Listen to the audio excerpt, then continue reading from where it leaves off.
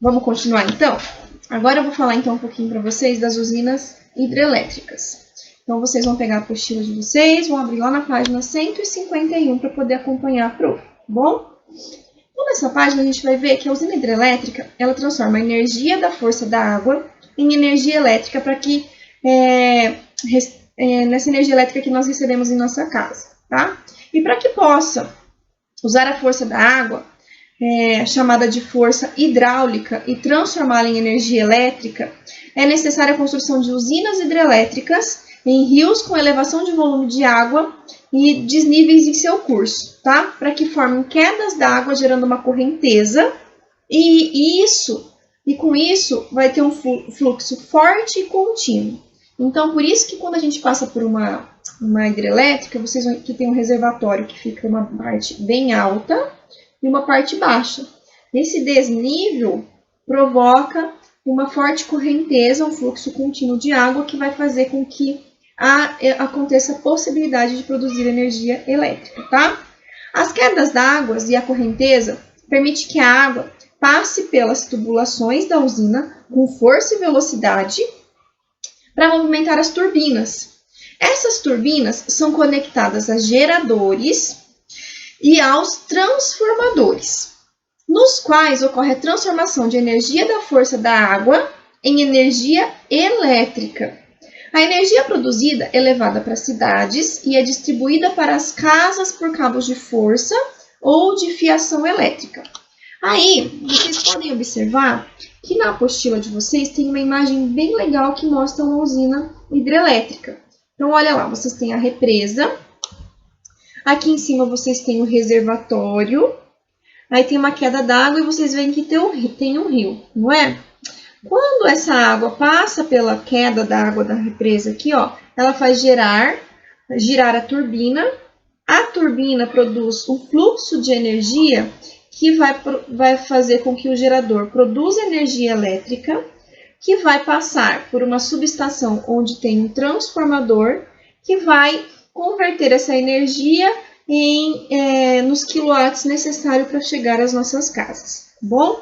Então, se vocês observarem essa imagem aí, é bem legal para vocês. Depois eu vou colocar um videozinho explicativo de como funciona uma usina hidrelétrica para vocês, tá? Então, fiquem tranquilos que a prof vai colocar aí para vocês também, certo? Então, o funcionamento de uma usina hidrelétrica produz menos poluição ambiental se comparado com uma usina nuclear. Por isso, esse tipo de energia é chamado de energia limpa. A movimentação pela força da água, que é um recurso potencialmente renovável, que a gente já viu, confere um custo zero de matéria-prima. A produção energética nessas usinas é muito alta, então a capacidade de produzir energia elétrica é muito grande, tá? Sendo, portanto, uma das formas mais baratas de se obter energia elétrica. E também a nossa maior matriz energética aqui no Brasil. Contudo, o que a gente tem que saber? Que o impacto ambiental e os custos para a construção e de manutenção dessas usinas são muito altos. Para a construção do reservatório de água, é preciso alagar uma grande área antes da barragem. Então, destrói grandes localizações com matas, que tinha uma grande biodiversidade, que pode levar ao desaparecimento e à extinção de espécies vegetais, até de espécies animais, tá? Aí, o que acontece? Sendo necessário, às vezes, desalojar populações que viviam próximo daquele rio, e afeta também o clima da região, né? Além disso, a produção de energia elétrica depende do nível da água dos rios. E em períodos de seca, a produção energética também diminui. A gente já viu até ali atrás, numa questão, que falava que é necessário utilizar a produção de energia elétrica a partir de combustíveis fósseis quando os reservatórios estão com o nível da água menor, mais baixo, né?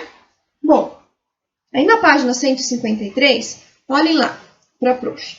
Fala assim, ó, descreva o processo de produção de energia elétrica em uma usina hidrelétrica. Então, vocês vão escrever o que eu acabei de dizer para você, tá? Então, vocês vão escrever lá que a água ela vai ser acumulada em um grande reservatório, vai entrar por tubulações e a força e a velocidade da correnteza vai passar pelas turbinas, fazendo com que elas girem o quê? Rapidamente. aí ela sai para o outro lado da barragem.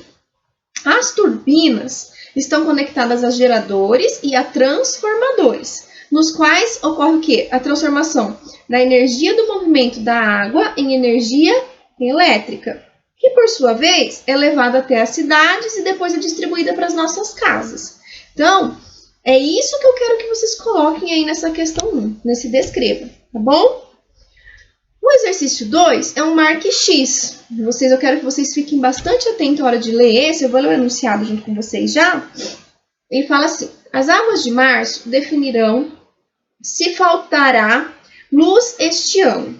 Esse foi o título de uma reportagem em um jornal de circulação nacional pouco antes do início do racionamento do consumo de energia elétrica em 2001. No Brasil, a relação entre a produção de eletricidade e a utilização de recursos hídricos estabelecida nessa manchete se justifica por quê? Então, vocês prestem atenção, tá bom? A relação entre a disponibilidade de água no Brasil é explicada pelo fato de que casos de seca pode haver problemas no funcionamento das usinas hidrelétricas. Sabendo disso, vocês vão falar para mim qual que é a alternativa que vocês vão marcar. Leiam todas elas com atenção e marquem a que vocês acham que é correto, certo? Na página 154, olha lá com a prof, tá bom? De novo, tem 2 marques X, o exercício 3 e o exercício 4. Muita atenção na hora de fazer esses exercícios, tá? A maior parte da produção de energia elétrica no mundo é proveniente de usinas hidrelétricas, ou seja, proveniente da força da água. Entretanto, são poucos os países que apresentam condições naturais para a instalação dessas usinas. Entre eles está os Estados Unidos, o Canadá, Brasil. A nossa maior matriz energética realmente é a hidrelétrica, Rússia e China. Quais são as condições naturais necessárias para a instalação e o bom funcionamento de uma usina hidrelétrica? Só lembrando, eu falei para vocês que o volume de água e o desnível do leito do rio geram correnteza, não é? E essa correnteza faz com que gire as turbinas da usina com mais força, não foi isso que eu falei para vocês? Em seguida, essa energia que foi girada aí na turbina vai para um gerador e para um transformador para depois ser distribuída para as nossas casas. Então, a partir dessa explicação da prof, é isso que eu quero que vocês vejam, qual que é a alternativa correta que vocês vão marcar, tá bom? E o exercício 4, o último exercício aí, fala assim: a economia moderna depende da disponibilidade de muita energia em diferentes formas. Para funcionar e crescer, em uma situação hipotética, optou-se por construir uma usina hidrelétrica em uma região que abrange diversas quedas d'água em um rio cercados por mata. Entre os possíveis impactos da instalação de uma usina hidrelétrica nessa região, inclui-se.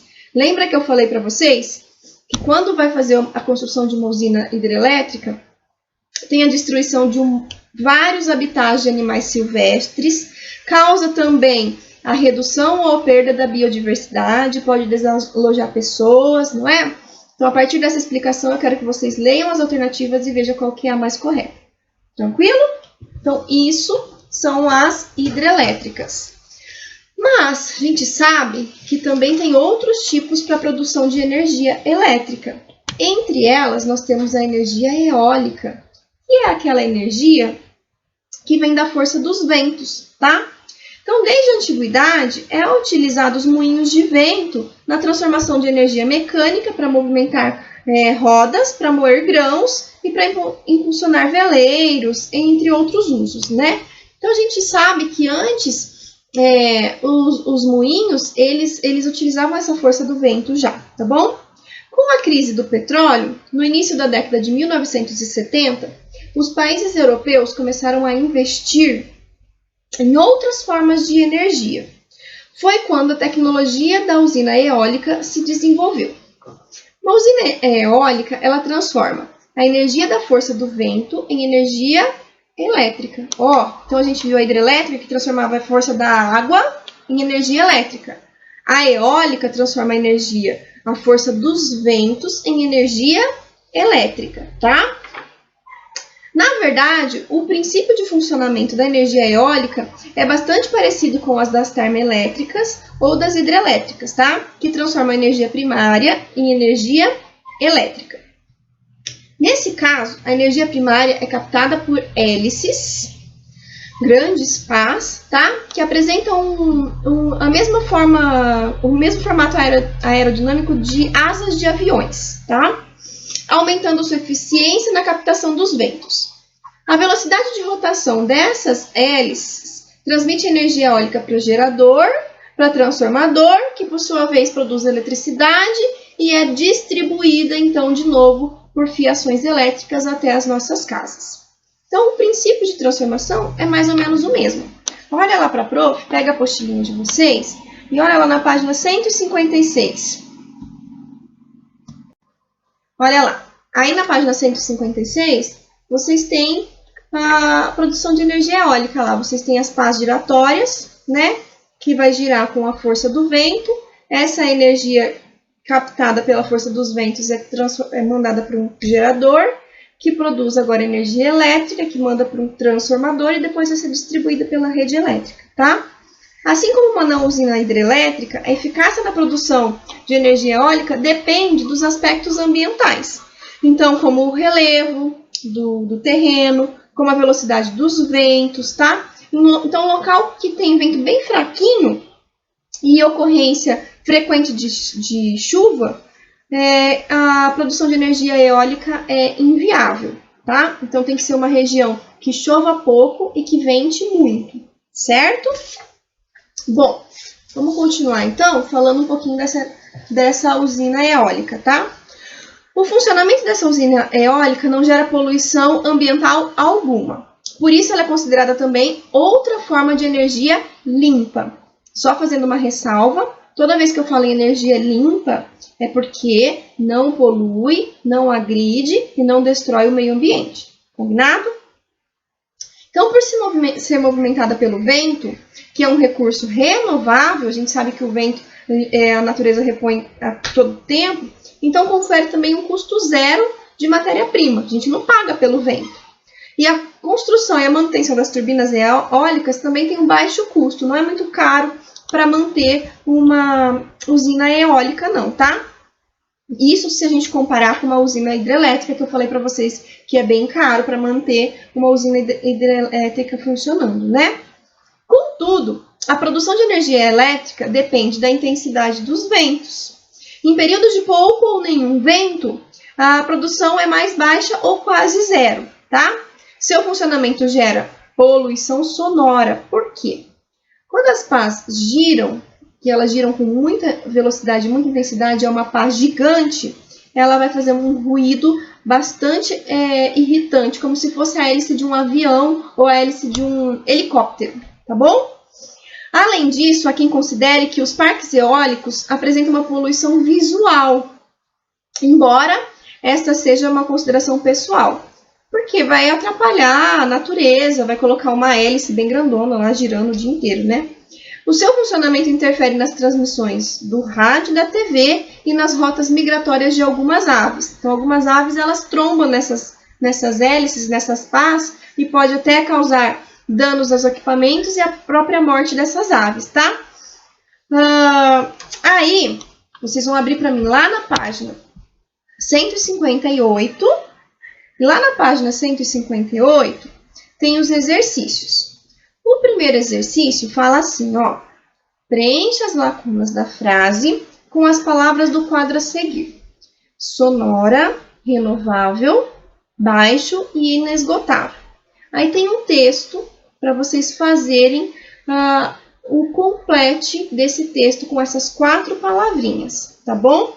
Se você não sabe o significado de alguma delas, antes de começar a fazer o exercício, procure o significado no dicionário, combinado? O exercício 2 fala assim: o Nordeste brasileiro é atualmente a região com maior produção de energia elétrica via usina eólica no país, apresentando mais da metade de 500 parques eólicos nacionais. E qual a razão do desenvolvimento dessa região? Bom, então vocês têm que lembrar que a viabilidade ambiental dada pelas grandes correntes de vento é a razão de se instalar pás para a produção de energia eólica. O Nordeste é uma região que chove pouco e que venta muito. Então, a partir daí, vocês vão ler essas alternativas e ver qual que é a alternativa correta, tá bom? Bom, vamos continuar então aí, falando um pouquinho da cruzadinha que vocês vão ter aí na página 159. Nessa página 159, vocês vão ler as orientações e vão preencher a cruzadinha, tá? Prestem bastante atenção na hora de fazer a cruzadinha, não tá muito difícil não. São palavras bem simples para vocês colocarem aí, tá? E o último tipo de energia que eu vou falar para vocês agora é a energia solar. A energia solar, ela é obtida da luz do sol, sendo considerada também uma energia renovável e inesgotável, tá? Pode ser utilizada como fonte primária de energia térmica e fonte primária de energia luminosa, os quais podem ser utilizados também para a produção de energia elétrica. É uma das formas mais limpas de produção de energia e é por essa razão que o consumo dessa energia solar vem crescendo tanto no Brasil e no mundo atualmente, tá? A energia luminosa que vem do Sol, ela pode ser obtida e utilizada de forma bastante econômica e menos danosa ao ambiente. Hoje, a arquitetura moderna, por exemplo, várias casas já implantam painéis solares que fazem com que a própria residência seja capaz de produzir energia elétrica que vai manter os aparelhos eletroeletrônicos, a luminosidade de dentro da casa, tá? Isso é bastante comum hoje nas casas mais modernas, tá bom? Ou mesmo alguns pais, tenho certeza que já fizeram um investimento para instalar placas solares no telhado da casa para diminuir o custo da energia elétrica no final do mês.